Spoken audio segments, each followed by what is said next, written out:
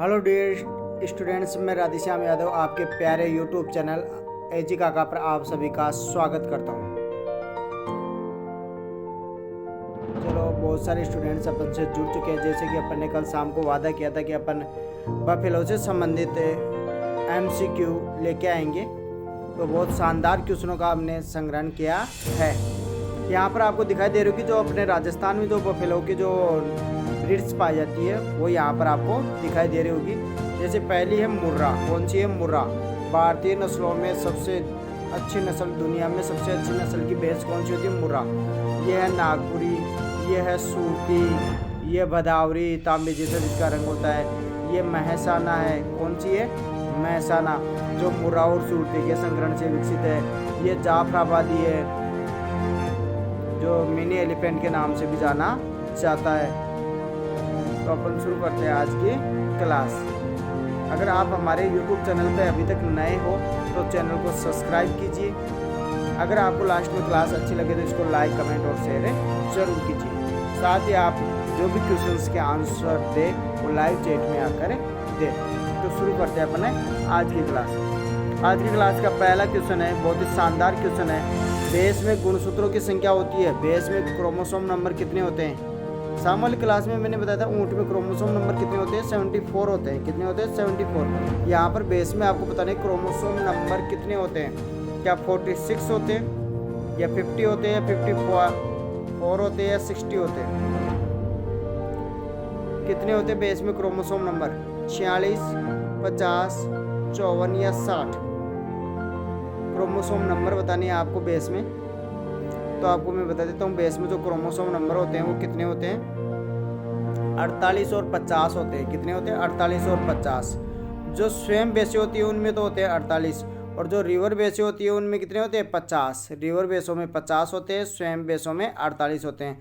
तो इस ऑप्शन के आधार पर इसमें कौन सा उत्तर सही हो जाएगा? 50, क्योंकि जलीय भैंस रिवर भैंस होती है, उसमें क्रोमोसोम नंबर कितने होते हैं? 50 होते हैं। आपको बता दूं सभी पशुओं के, आप नोट कर ले। गाय में क्रोमोसोम नंबर 60 होते हैं। गाय में और बकरी में कितने होते हैं? 60 होते हैं। भेड़ में 54 होते हैं। भेड़ में कितने होते हैं? 54 होते हैं। भैंस में 48-50 होते हैं। ऊँट में 76 होते हैं। नेक्स्ट देखते हैं अपना अगली क्वेश्चन, जो अपना 2 नंबर का क्वेश्चन है वो। स्वस्थ भैंस की नाड़ी गति बतानी है। नाड़ी गति प्रति मिनट कितनी होती है? नाड़ी गति, सबसे पहले तो आप ये बताइए कि नाड़ी गति किससे ज्ञात करते हैं भैंस में? भैंस में नाड़ी गति किससे ज्ञात करते हैं? कमेंट करके आप जवाब दें। भैंस में नाड़ी गति किससे ज्ञात करते हैं?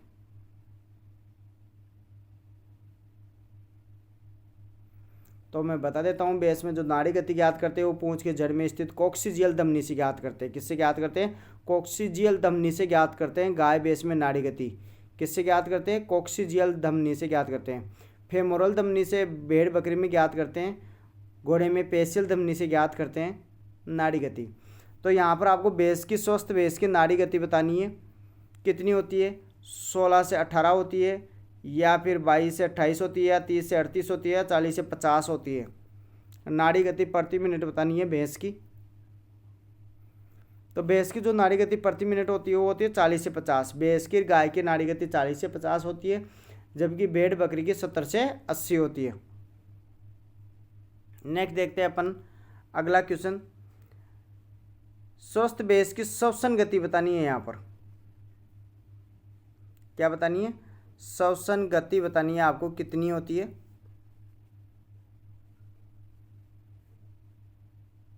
स्वस्थ भैंस की क्या 16 से 18 होती है, 22 से 28 होती है, 30 से 38 होती है, या 40 से 50 होती है?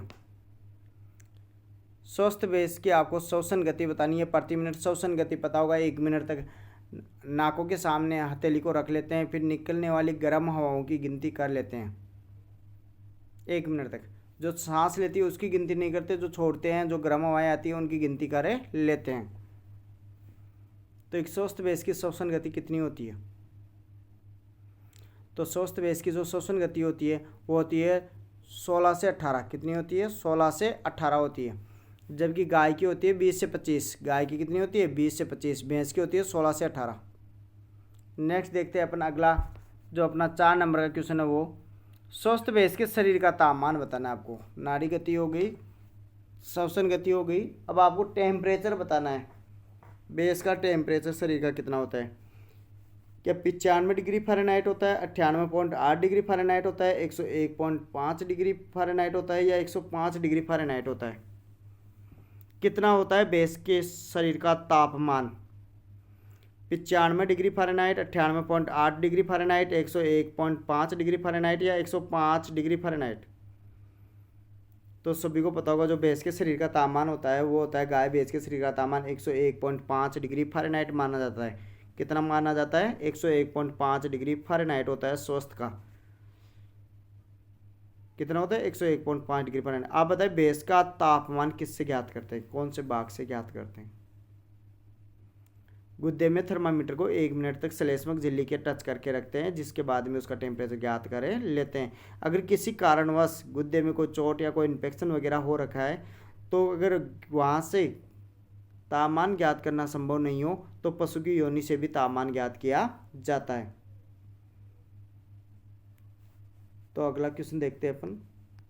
5 नंबर का क्वेश्चन है, भैंस का रंबाना आवाज़ निकालना क्या कहलाता है? क्या ब्लिंटिंग कहलाता है? भैंस आवाज़ निकालती है, रंबाती है, उसको क्या कहते हैं? या फिर बेलोविंग कहलाती है, या वेलोविंग कहलाती है, या रेचिंग कहलाती है? भैंस का रंबाना क्या कहलाता है? ब्लिंटिंग, बेलोविंग, या वेलोविंग, या रेचिंग? तो भैंस का रंबाना है वो कहलाता है बेलोविंग। क्या कहलाता है? बेलोविंग। गाय भैंस का रंबाना बेलोविंग, भेड़ बकरी का रंबाना ब्लिंटिंग। वेलोविंग कहलाता है भैंस का कीचड़ में लेटना, भैंस का कीचड़ में लेटना वेलोविंग, जबकि बेलोविंग रंबाना कहलाता है ब्लिंटिंग, भेड़ बकरी का रंबाना। ध्यान दें, बहुत ही ज़बरदस्त क्लास होने वाली है, बहुत शानदार क्वेश्चंस का हमने कलेक्शन किया है। नेक्स्ट देखते हैं 6 नंबर का क्वेश्चन, भैंस का मांस क्या कहलाता है? भैंस के मांस को क्या कहते हैं? क्या बीफ कहते हैं, या बफन कहते हैं, या मटन कहते हैं, या चेवन कहते हैं? भैंस का मांस क्या कहलाता है? बीफ, बफन, मटन, या चेवन क्या कहलाता है भैंस का मांस? तो इसका सही आंसर हो जाएगा, वो हो जाएगा बफन, बफिन, या फ्लेश कहते हैं। बीफ गाय के मांस को कहते हैं, मटन भेड़ के मांस को कहते हैं, चेवन सीवन बकरी के मांस को कहते हैं, सुअर के मांस को पोर्क कहते हैं। नेक्स्ट देखते हैं अपन अगला क्वेश्चन। अगला जो क्वेश्चन है 7 नंबर का, वो है भैंस में मधचक्र की अवधि होती है, 2 मध्यकालों के बीच का समय क्या कहलाता है? मधचक्र कहलाता है, एस्ट्रस साइकिल कहलाता है। तो ये कितने दिन का होता है भैंस में? 7 दिन का, 14 दिन का, 21 दिन का, या 28 दिन का? 2 मध्यकालों के समय का बीच का समय मधचक्र कहलाता है। तो कितना होता है भैंस में? 7 दिन, 14 दिन, 21 दिन, या 28 दिन? ऊँट में पढ़ा था आपने 28 दिन, तो भैंस में बताना है भैंस में कितने दिन होता है? तो ये होता है 21 दिन का। गाय भैंस और बकरी में कितने दिन का होता है? 21 दिन का। भेड़ में होता है 16 से 17 दिन का।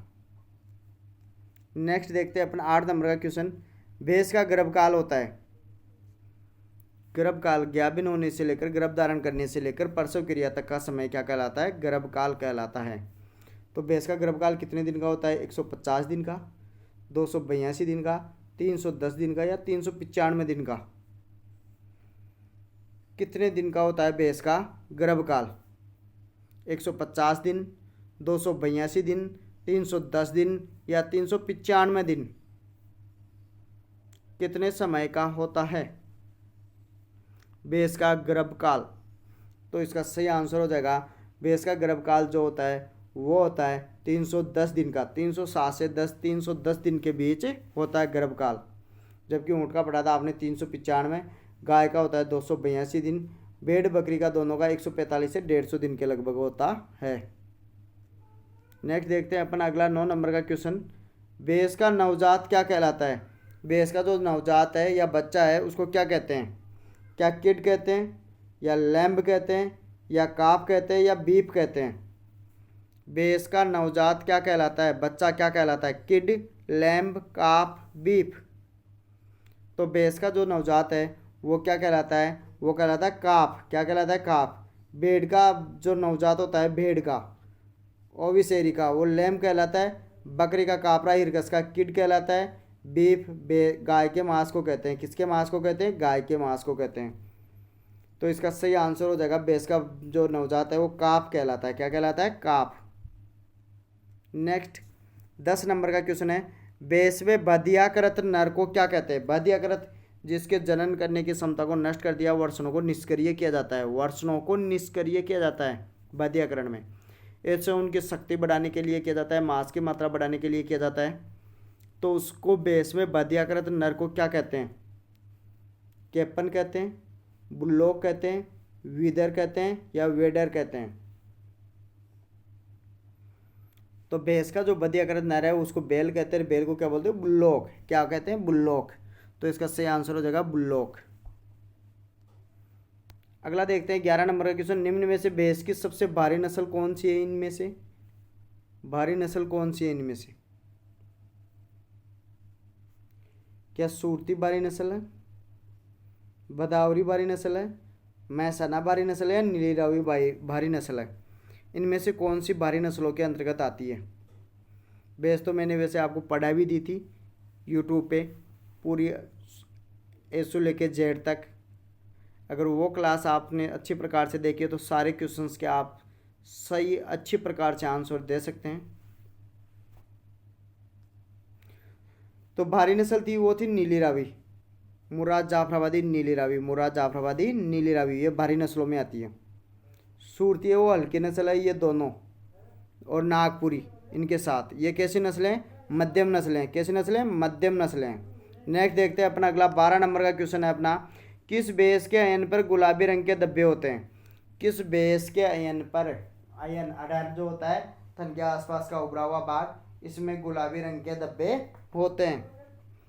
क्या मुर्रा में ऐसा होता है, या फिर सूरती में होता है, या जाफराबादी में, या नीली रावी में? किस में ऐसा होता है?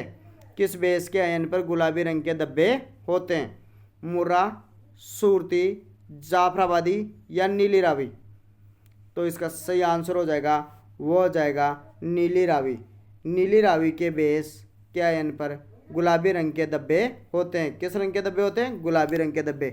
कौन सी बेस के अयन पर? नीली रावी। जो नीली और रावी पंजाब की नदियाँ है, फिरोजपुर जिले में उनके बीच का क्षेत्र इसका मूल स्थान होता है। वॉल आइज होती है। रंग इसका सफ़ेद या भूरा, हल्का भूरा हो सकता है, लेकिन इसके चेहरे पर, टांगों के निचले भाग पर, पूंछ के बालों का अंतिम गुच्छा, सिर, यहाँ पर सफ़ेद रंग भी पाया जाता है। आँखों के ऊपर से सिर अंदर दबा हुआ होता है, वॉल आइज होती है इसकी। तो इसका सही आंसर क्या हो जाएगा? नीली रावी। नेक्स्ट देखते हैं अपना अगला क्वेश्चन 13 नंबर, किस बेस का अयन वर्गाकार होता है? कौन सी बेस का अयन वर्गाकार होता है? अयन वर्गाकार होता है सूरती का, महसाना का, नागपुरी का या भदावरी का? किस बेस का अयन वर्गाकार होता है? इनमें से जो 4 नस्लें बता रखी है बेस की, इनमें से वर्गाकार अयन कौन सी नस्ल का होता है? तो इसका सही आंसर हो जाएगा, वो हो जाएगा सूरती। सूरती का अयन वर्गाकार होता है। साथ ही आपको बता दें, जो बेडगी नस्लें हैं, चोकला और जैसलमेरी, उनका शरीर वर्गाकार होता है, यानी वो जितनी लंबी होती है उतनी ही ऊंची होती है। कौन कौन सी? चोकला और जैसलमेरी भेड़। चोकला और जैसलमेरी भेड़ का शरीर भी कैसा होता है? वर्गाकार होता है। अगला 14 नंबर का क्वेश्चन है, कौन सी भैंस की त्वचा अत्यधिक मुलायम होती है? किस भैंस की त्वचा अत्यधिक मुलायम होती है? मुर्रा की होती है, या सूरती की, या जाफराबादी की, या नीली रावी की? कौन सी भैंस की त्वचा अत्यधिक मुलायम होती है?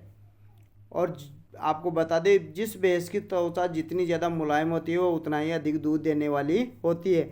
तो इनमें से सर्वाधिक दूध देने वाली भैंस कौन सी है? तो सबको पता होगा सर्वाधिक दूध देने वाली या सर्वश्रेष्ठ नस्ल कौन सी है? मुर्रा है। कौन सी है? मुर्रा। तो त्वचा भी अत्यधिक मुलायम किसकी होगी? मुर्रा की। तो इसका सही आंसर आ जाएगा मुर्रा। मुर्रा के बाद में भैंस की सबसे अच्छी नस्ल कौन सी होती है? नीली रावी। अगर मुर्रा ऑप्शन में नहीं हो फिर क्या आएगी? नीली रावी सर्वोत्तम। अगला अपना 15 नंबर का क्वेश्चन है, किस भैंस में गलकम्बल उपस्थित होता है? वैसे गलकम्बल भैंसों में उपस्थित नहीं होता, गायों में पाया जाता है, भारतीय गायों में ज़्यादा पाया जाता है।